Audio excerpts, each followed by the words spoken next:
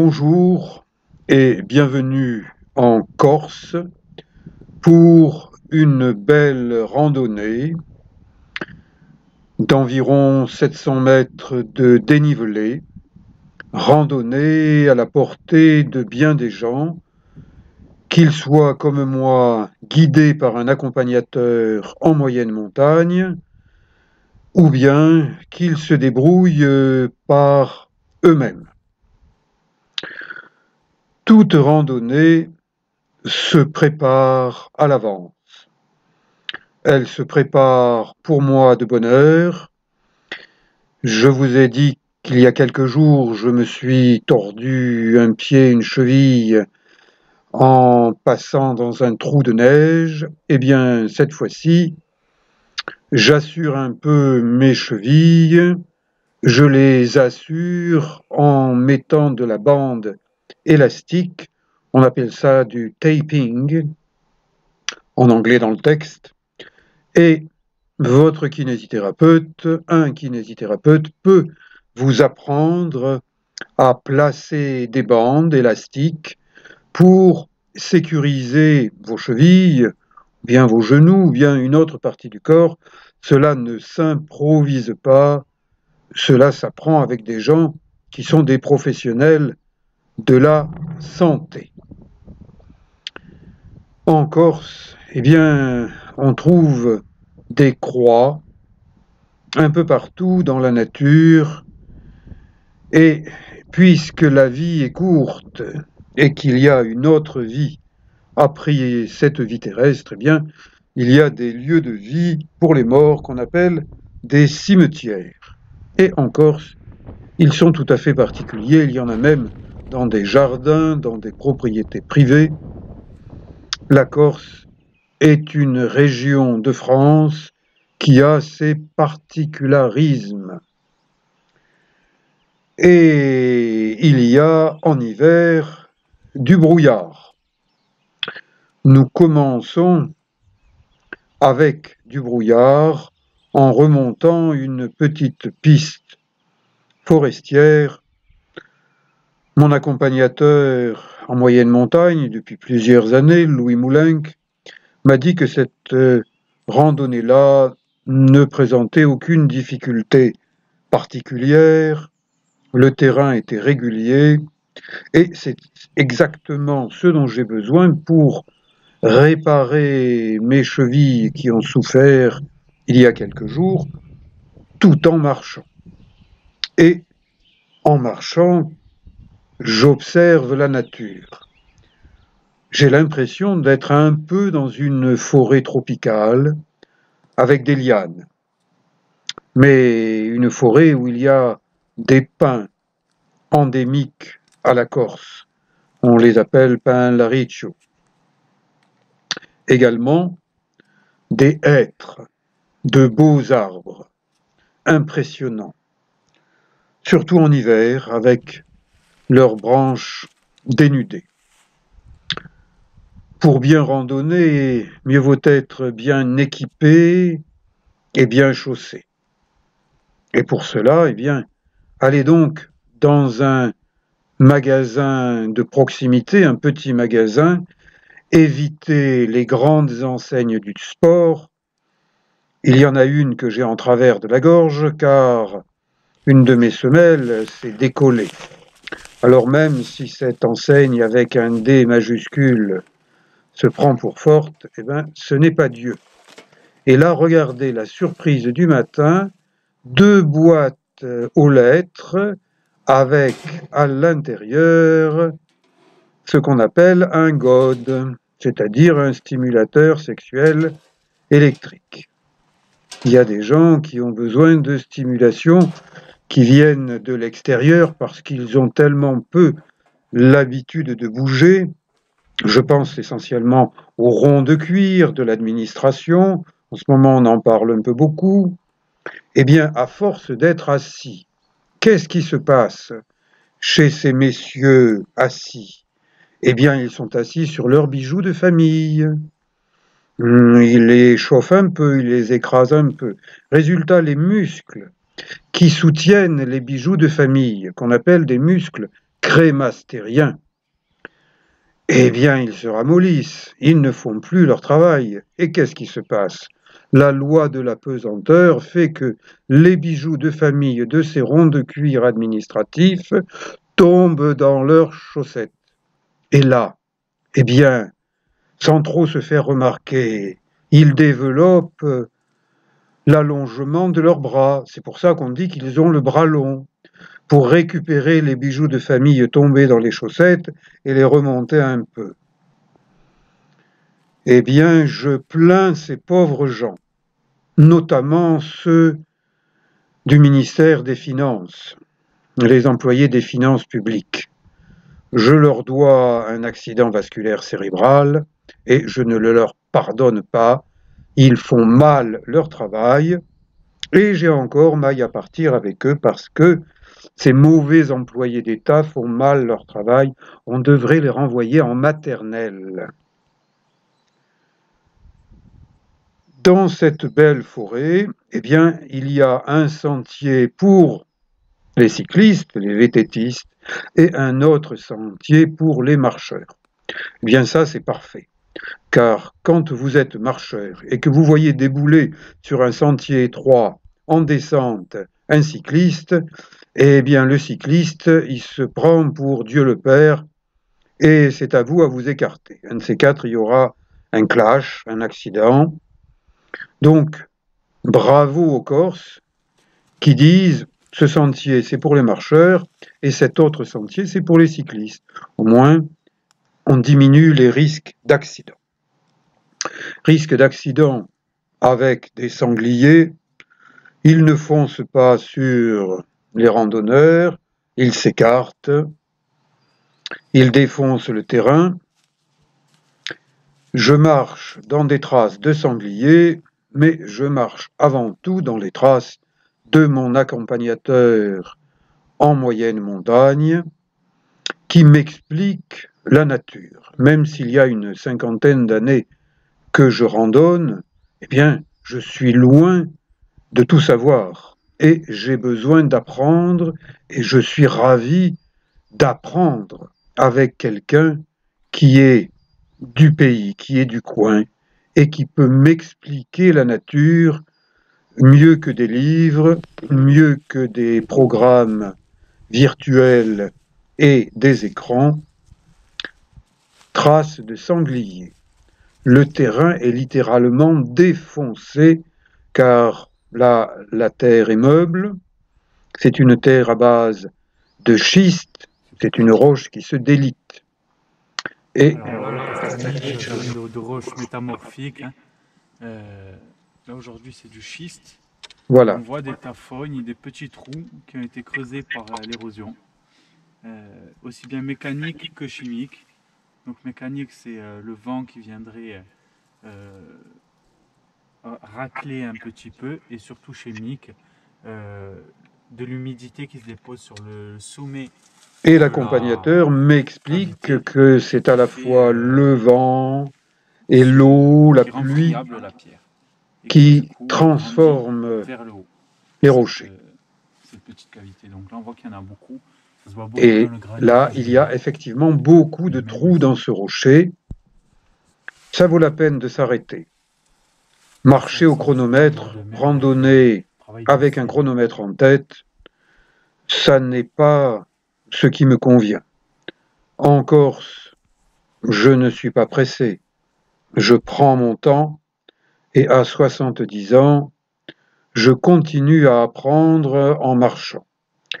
Je prends une pierre, je la pose sur un tas de pierres créé par le passage d'autres randonneurs et ça permet, lorsqu'il y a du brouillard, vous avez vu que notre randonnée a commencé par du brouillard, eh bien, de ne pas se perdre.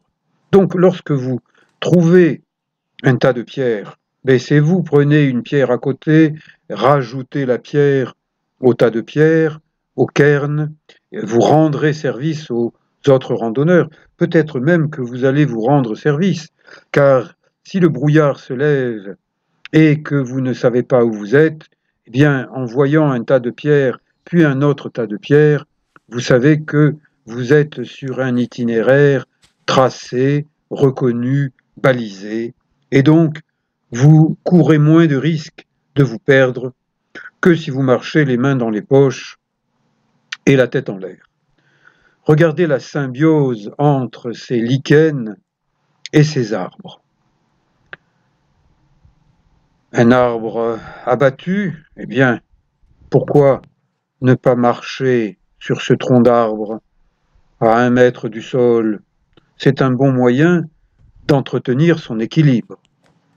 L'équilibre musculaire, les kinés disent neuromusculaire, entre le système nerveux, le cerveau, les nerfs, les organes d'équilibration et nos muscles, eh bien, cela, ça s'entretient. Ce n'est pas parce qu'on a eu son bac que toute sa vie, on est capable de se souvenir de ce que l'on a appris quand on était au lycée. Eh bien, quand on marche, on continue à marcher, on continue à entretenir son système en bon état de marche.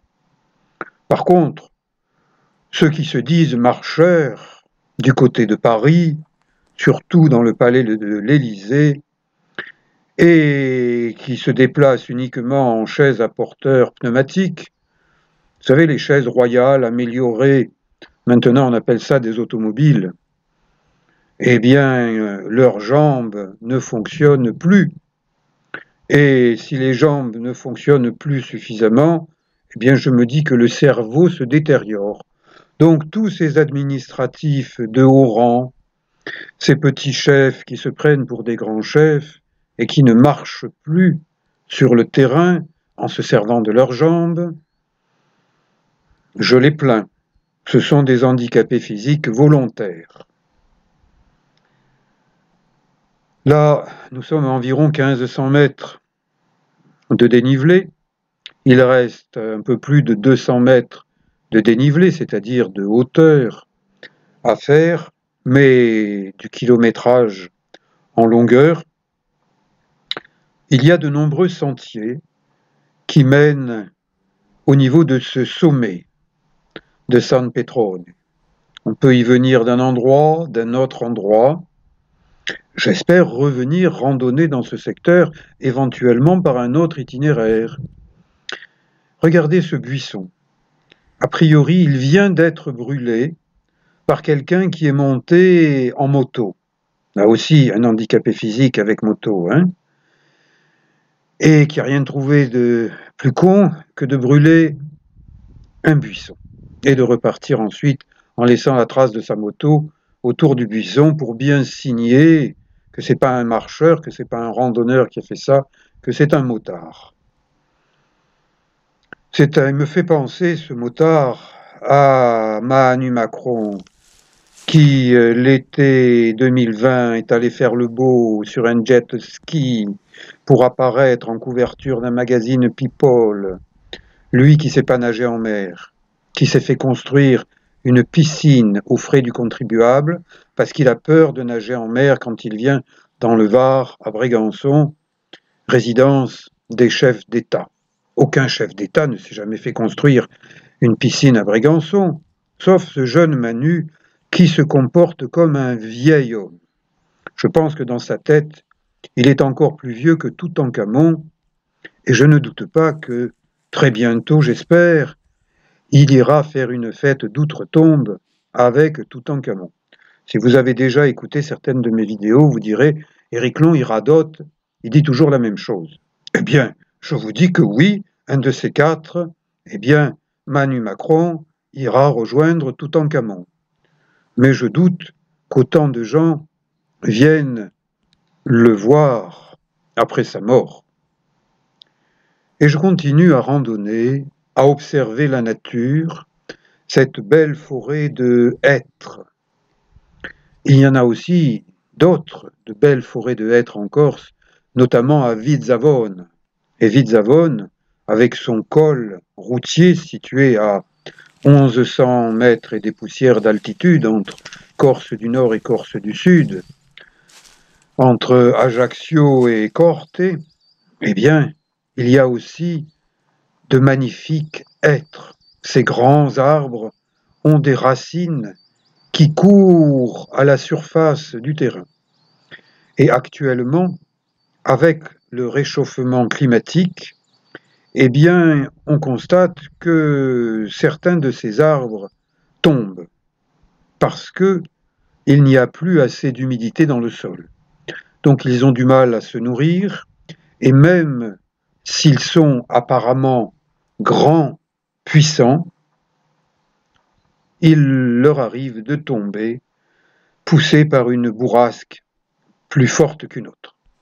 Loi de la nature, même un grand arbre peut être abattu par une force invisible, le vent.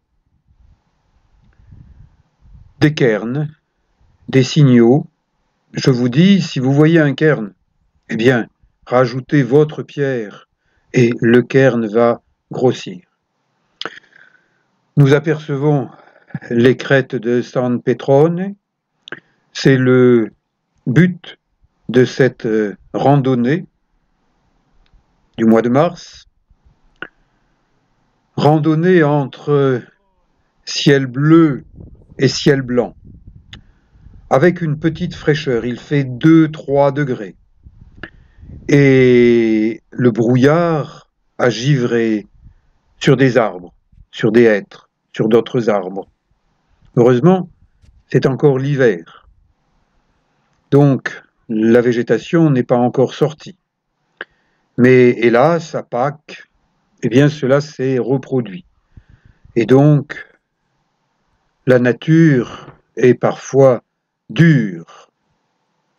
Et quand on est randonneur, eh bien, il faut être préparé à voir le ciel bleu disparaître comme d'un coup de baguette magique, et la croix de San Pedrone, eh bien, pratiquement on ne la voit plus, même si elle est toute proche. J'ai beau regarder, j'ai beau faire un 360 degrés sur moi-même, je ne vois pas grand-chose.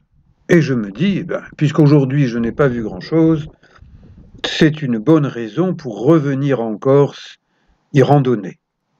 Au moment où j'enregistre ce commentaire vidéo, j'espérais être à nouveau en Corse.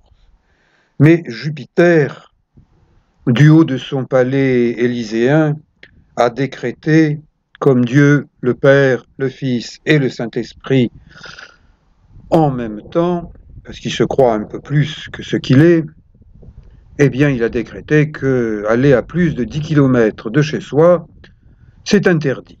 Il n'y a que lui et ses ministres, ses pions, et quelquefois même peut-être ses morpions. Vous savez, les morpions, il paraît qu'ils sont bien accrochés au parti. Alors du moment qu'ils ont pris leur carte, eh bien c'est un peu comme au moment de l'époque glorieuse du Parti communiste. Quand on était au parti, on était accroché au parti, comme un morpion l'est au parti. Un planisphère, situé à 1760 mètres d'altitude, vous permet de savoir, sans le voir, que au sud il y a ceci, au nord il y a cela, et à l'est et à l'ouest. Donc en lisant un planisphère, même quand le ciel est partiellement couvert, on apprend beaucoup de choses. On apprend à se situer. Simple randonneur, ayant atteint le sommet de la montagne, à la force de ses mollets, de sa volonté.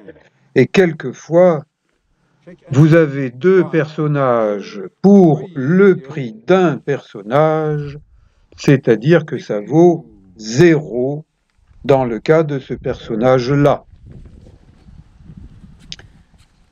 C'est l'heure du retour, donc plus de 700 mètres à redescendre tranquillement en assurant chacun de ses pas, chacun de ses gestes. C'est la règle d'or du randonneur. Je vous dis à bientôt pour d'autres randonnées en Corse, en Provence, en fonction des lieux où on peut randonner. Merci.